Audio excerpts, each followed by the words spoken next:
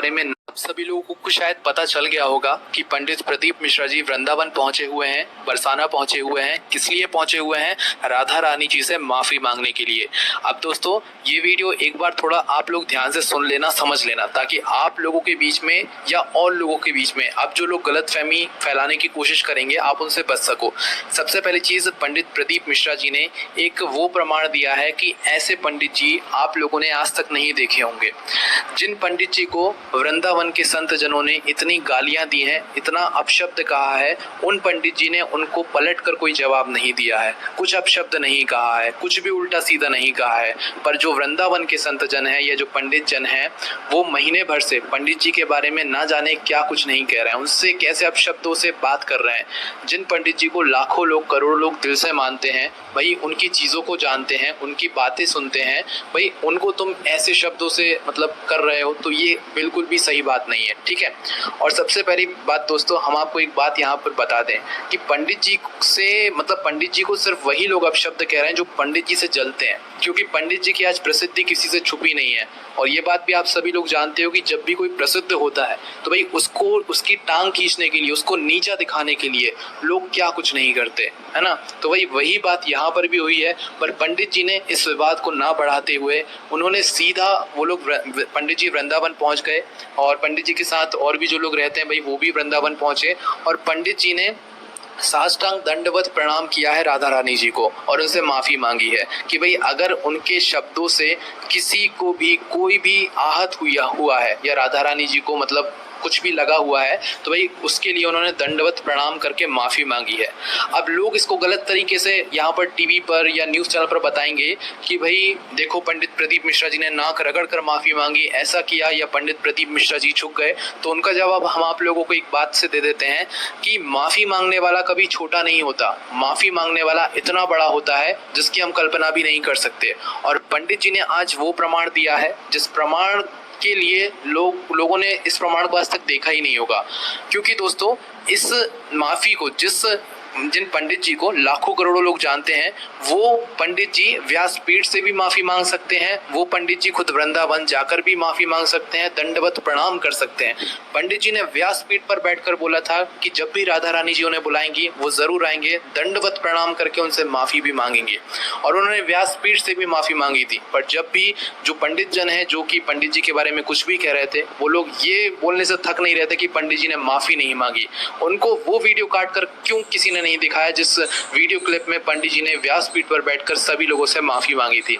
उससे भी शांति नहीं मिली तो पंडित जी ने सोचा इस विवाद को हमें नहीं बढ़ाना चाहिए, तो इसलिए पंडित जी सीधा पहुंच गए वृंदावन में जाकर पंडित जी ने साष्टांग दंडवत राधा रानी जी को प्रणाम किया। अब दोस्तों इसमें कोई बुराई भी नहीं है, कोई बुराई नहीं है, भगवान हमारे माता पिता हैं। अब दोस्तों भगवान के सामने अगर किसी ने शीश झुकाया, ना जाने कितने सारे लोग डेली जो है शीश झुकाते हैं भगवान के सामने, तो पंडित जी ने अगर झुका लिया तो इसमें अलग सी कौन सी बात है ना। पंडित जी भी वृंदावन गए, दर्शन करके आए, दंडवत प्रणाम किया। अब इसको ज्यादा वैसे तरीके से अगर कोई दिखाए तो भाई आपको उसकी बातों में बिल्कुल भी नहीं आना है। अब दोस्तों हम आपको इसी वीडियो में एक वीडियो और दिखाएंगे जिस वीडियो में पंडित जी ने साष्टांग दंडवत प्रणाम करने के बाद क्या कुछ बातें कही हैं, वो भी आप लोग जरूर देखिएगा। और अब हम उन पंडित जन से, वृंदावन के उन संत जनों से एक बात और कहना चाहेंगे, भाई राधा रानी जी के बारे में जो गाने बनाए गए हैं, जो फिल्में बनाई गई हैं, जो नाटक बनाए गए हैं, भाई उन पर आप विरोध करिए और उनसे नाक रगड़वा कर वृंदावन में माफी मंगवाइए, तब हम आपको मान जाएंगे। पंडित जी वैसे नहीं है जैसे आप उन्हें समझ रहे हो। पंडित जी ने देखो विवाद खत्म करने के लिए खुद ब खुद माफी मांग ली है। अब आप लोगों की बारी है, भाई आप क्या करते हैं उन लोगों के लिए जो गलत तरीके से राधा रानी जी को बोलते हैं। अब आप वह वीडियो देखिए, इस वीडियो को पंडित जी ने बोला है।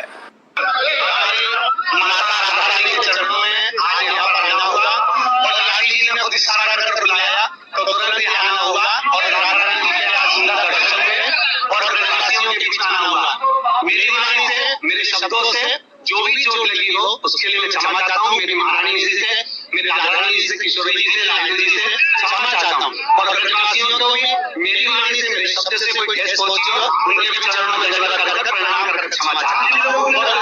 सभी मीडिया वालों से भी बताया, सभी सोशल मीडिया वालों से भी बताया कि किसी के लिए कोई अपशब्द ना कहे, गाने गाए और सभी चाहे मृदुल शास्त्री जी हो, चाहे शास्त्री जी हो, किसी के लिए कोई अपशब्द ना हो या किसी तरह का प्रयोग नहीं किया जाए।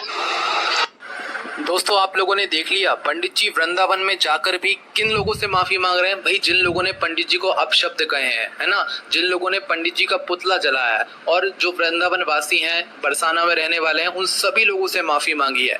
भाई आप खुद सोचो, इतने बड़े जो पंडित जन हैं जिनको लाखों करोड़ों लोग जानते हैं, वो आपसे माफी मांग रहे हैं, तो ऐसे ही तो वो होंगे नहीं। आज पंडित जी ने माफी मांगकर ये साबित कर दिया कि पंडित जी से बड़ा इस मतलब सब जगह में कोई और पंडित जी है ही नहीं, है ना। ऐसी शिव महापुराण कथा करने वाले कोई हो ही नहीं सकते, क्योंकि ऐसी चीज आज तक आप लोगों ने शायद ही कभी मतलब देखी होगी। क्योंकि भाई ये जो चीज है ना, ये हर कोई नहीं कर सकता है। जिस व्यक्ति को लाखों करोड़ लोग जानते हैं, जिसको अपनी रेपुटेशन की चिंता होती है, भाई वो कभी इतनी आसानी से माफी मांग ही नहीं सकता।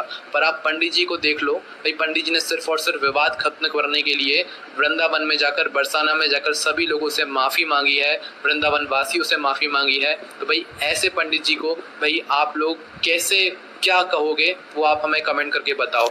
इस बात से पंडित जी ने सभी लोगों का दिल जीत लिया है, और पंडित जी के लिए जो इज्जत है वो और ज़्यादा बढ़ गई है। अब पंडित जी को करोड़ों नहीं अरबों लोग भी जानेंगे। ये हम आपसे कह रहे हैं। अब आपका क्या कहना है, कमेंट्स में बताएं। श्री